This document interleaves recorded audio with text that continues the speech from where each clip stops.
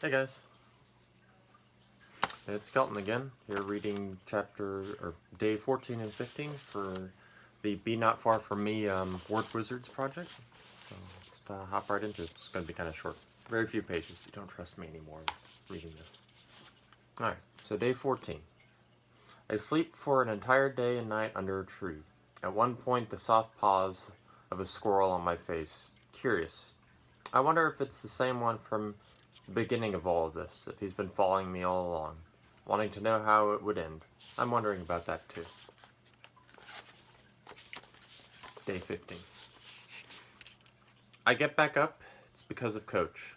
At the end of the district championship race, my sophomore year, I collapsed after the finish line and couldn't get back up. Somebody ran to get Coach and he knelt in front of me and said, "You can't go home unless you get on the bus and I'm not carrying you." So I got up. This might be one fucked up 5K and a hell of a lot longer, but the idea is the same. You aim for the finish line, that's your goal, but beyond that you get to go home. And you only get to do that if you're moving. I'm hitting a finish line today. I don't know which one or what home is behind it, the one with my dad in it, or the one that everyone at Camp Little Fish kept telling me about. But I'm fucking going, and it's today. I unsling my foot because I'll make better time without crutching along. Davy's sock is filthy and soaked through from an afternoon rain by midday, but it doesn't seem to matter much anymore. I can't remember what I own that is mine and what is Davy's. Which one of us is who either. Maybe I'm still back in that tent. And the fish and my long sleep under the tree and everything happening now is just a fever dream as I slip away dying next to a boy I admired maybe a little too much. Maybe it's Davy walking through the woods now, my flesh on his bones, making his way back to a family that loved him and a future brighter than mine. Maybe I came out here to give something back and he's going to break out of the trees and tell everyone that ass kicker Ashley showed up to save him. And her life is in his now. And we are finally one. That's fucking weird. I say, which seems to have some effect on bringing me into the present. That and the sharp end of a stick that pokes into the soft ridge of my good foot, bringing a bright flash of reality that snaps my mind back to where it had been roaming. I sit and pull my foot up to see what kind of damage I had done to myself this time. There's a decent scrape but no puncture. I left the corner of my blanket and wiped the sweat from my face. I've been tempted to dump it once or twice, but I only own so many things at this point, and I meant to being attached to my moldy meth blanket. I'm staring at the scrape, noticing how it's shaped almost like the scar on my knee from where a neighbor laid down his dirt bike when I was 7, and writing on the back when I realized the rain doesn't sound right. It's falling in small drops, It's falling in small drops, fat, lazy ones like winter flies. But that's not what has my attention. Somewhere nearby, there's pinging off of metal. I don't know what to expect when I follow the noise, my path crooked and shaky.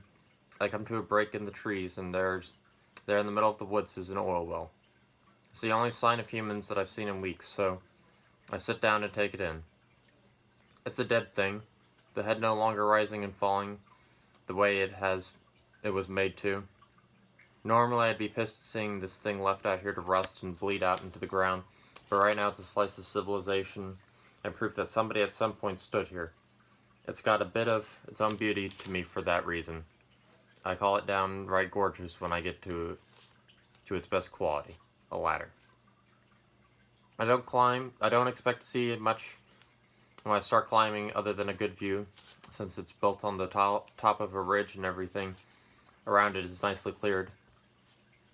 I'll probably see more trees and maybe an eagle if I'm lucky, although I won't be surprised if what I get instead are buzzards that have already started circling. I'm halfway up, both of my feet are giving me hell and I'm feeling woozy from the height, but I keep going. Because the only thing at the bottom is the ground and I've been hanging out there long enough. When I get to the top, I get what I expected. A sea of green, endless trees and rolling hills, their beauty undeniable even though it probably spells death for me. I let out a sigh, determined to enjoy the view, if nothing else. When a gust of wind blows away some low-hanging mist, and in the distance there's something new. Electric lines. I have a destination. For the first time in forever, I'm pointing towards something and not going blindly, which gives me hope. It's not something I put in my stomach or that adds strength to or speed to my steps, but it does give me the strength to take one more and then another. I'm pointed in the right direction, making time when it starts to sprinkle, small drops hitting my face and trickling down my neck. I don't bother to wipe them away, intent on saving every bit of energy I have for one thing and one thing only. I'm so focused on my steps that my feet are all I'm looking at. Willpower being the only thing I've got left of me. I move one then the other, the simple repetition of socked foot then naked foot, being one that might, just might, save my life. I'm singing The Bear Went Over the Mountain again, moving my feet in time with the song, counting how many verses it takes me to get to where I'm headed. I'm 23 repetitions in when I break out of the trees, although I almost pass right underneath the electric lines without noticing them because all my concentration is pointed downwards. As they're buzzing, that finally gets my attention. Electric lines cut through the woods like scars. The trees cleared out for ways on either side, the sloping wires reaching across and over valleys with huge spires between them. The one I'm under now looks like an Eiffel Tower. Looks like the Eiffel Tower, or at least the closest I'm ever going to get to it. I stare up at it, losing my balance and going over in a pile of musty blanket and stale sweat. I'm pissed at myself for falling when all I've got to do is follow this clean cut through the forest that'll lead me back to civilization. I happen to fall the right way so that I'm facing a utility station. Far enough out that I can just see it, and little dots of orange moving about it. I sit up, black spots joining those bright splashes of color that I realize are people. And dear God, I can't faint right now. Get up, I say, either in my head or out loud. I don't know enough to tell the two apart anymore.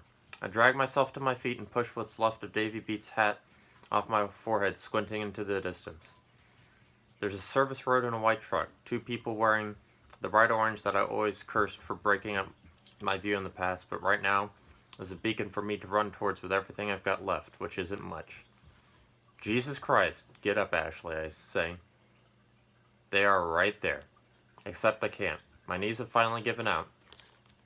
Every muscle I've got collapsed. I finished the race, but the bus is leaving, and coach won't carry me.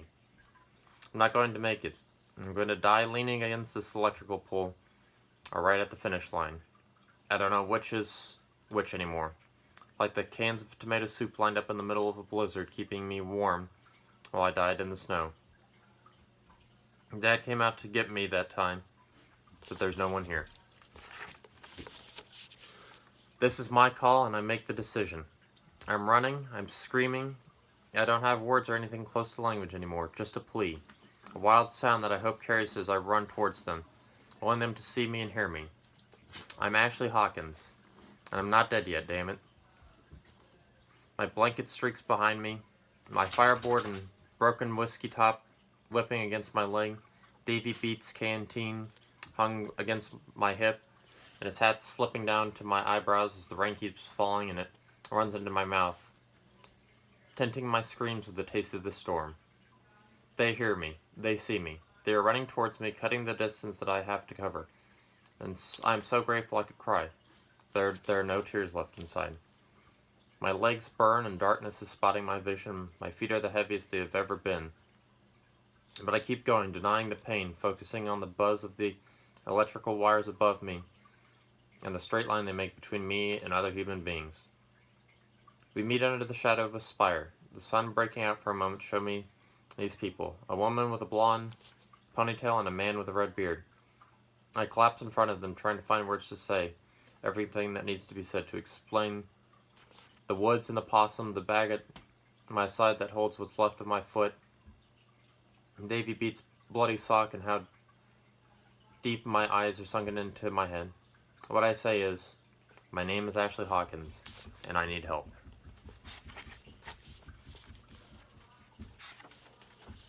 Alrighty, there is my short 2 chapters in 10 minutes. Been an excellent book. I have read some of it now, not just the chapters I was assigned to. But anyway, thank you all for joining me, and I think Bindi is going to be the next one that we'll read to you. Y'all have a great day.